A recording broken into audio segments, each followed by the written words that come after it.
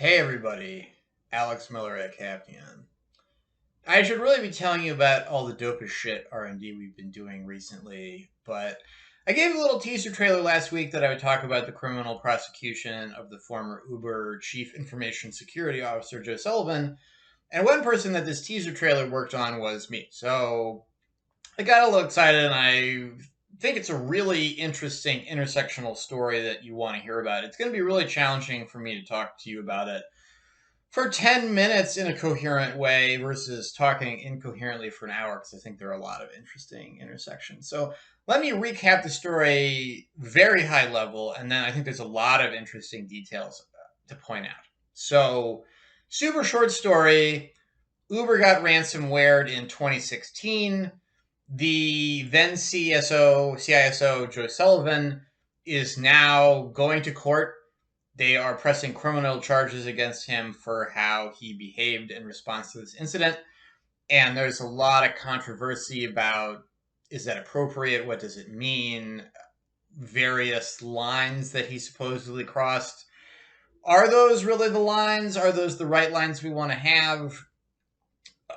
Let me go into a little more detail. I think there's tons of interesting intersections, maybe even all the way to, you could weirdly slide into talking about executive compensation coming from this.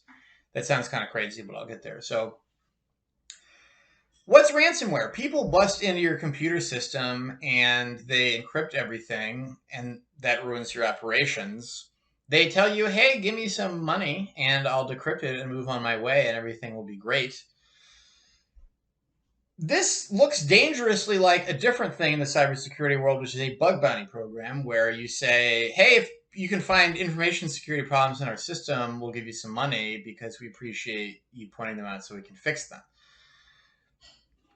And then in the background here, a lot of the rules businesses have to follow around these things, and then data privacy also, are not really about do this and do that. It's about what kind of institutional controls and reporting you have about what happens. And so what he's really in trouble for is not reporting something that he should have reported. So specifically, these criminals get into Uber systems, they encrypt all the data. Uber decides they want to pay, which is not that unusual, although it is maybe actually legally quite dicey. And they didn't tell law enforcement. And not telling law enforcement is where law enforcement starts to notice you broke the law here in a criminal way because you have an obligation to tell us.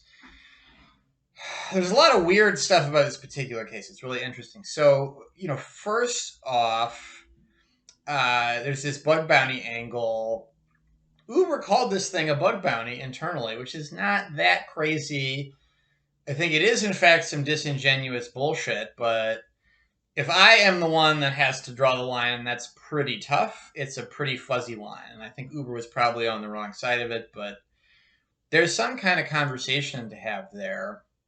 The judge who's presiding over this fellow Joe Sullivan's criminal case has already pointed out, well, it seems like this case is against Uber, yet Uber is here in the form of this one individual, Joe Sullivan, kind of suggesting, is the liability in the right place? And the common practice is really that the CEO and legal make this decision about, is this a big enough deal to tell law enforcement?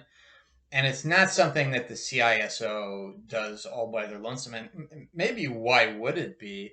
Although portfolios are really different attached to these titles at different businesses.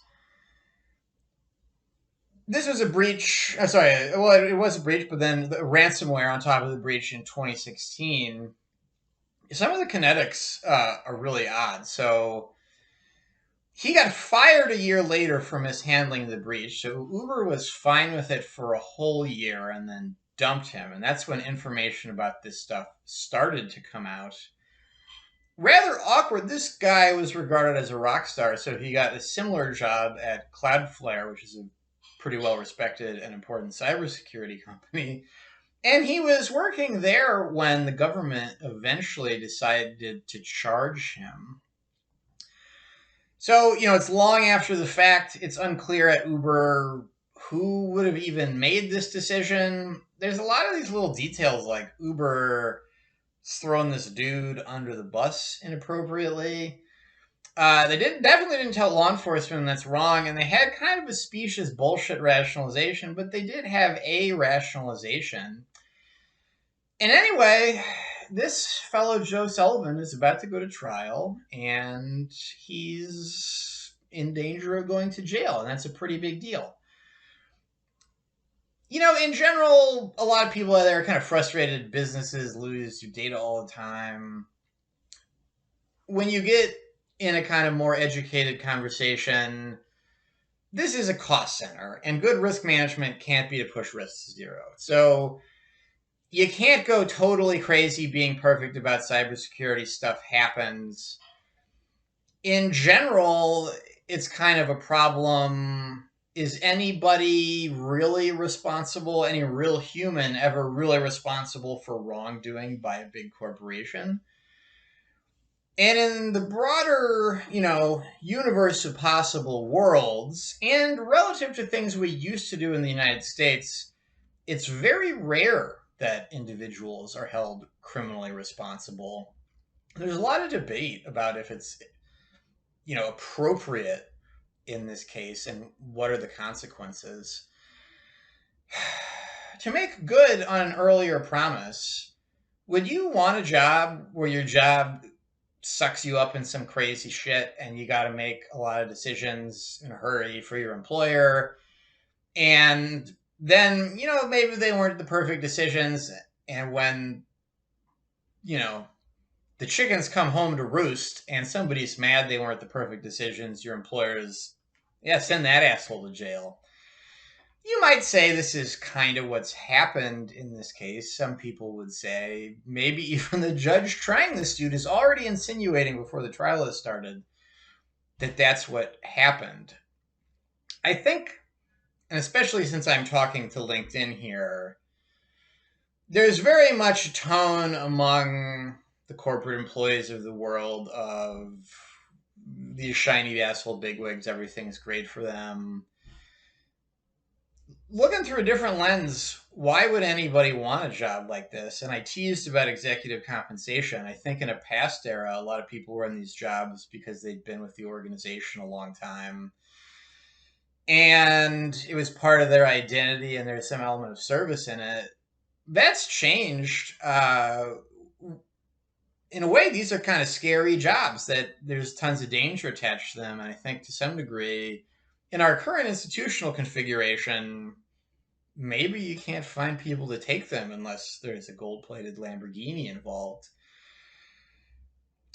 It's a really interesting situation. So if, you want cybersecurity, you need good people working in cybersecurity. You can't always be sending them to prison for mistakes that are the sort of mistakes that a lot of people flirt with making. On the other hand, if there's never any accountability, does anybody even care? Are we just going to be kind of not trying, putting on a little show, screwing it up, and then ha ha ha, okay. I don't know the answers to these questions, but this is a debate that's going on. Closing thought, and I think this intersects the Theranos trials that have been going on. There's all these fancy titles that end in O. O means officer. As far as I know, that's really the part of the title that has a specific legal meaning. And the legal meaning is kind of, the government would like to know a regular human that is on blast when something goes wrong and not this, like amorphous blob of, I don't even know who to talk to or who to call. So how the machine was designed is that, the O titles are the ones that are supposed to be in trouble. There's a lot about how business is done today that, is kind of out of harmony with that original, you could call it a legal vision. And so it came up in the Theranos trial, I have this or that reason why I shouldn't be held responsible. Then it's like, well, you have the job, and the essence of the job is you are the one who is legally responsible. And, once again, I don't have answers to these questions. The really point of this video is this is a super interesting case. intersects lots of things, going to have a lot of impact. If you like this video, start reading the news.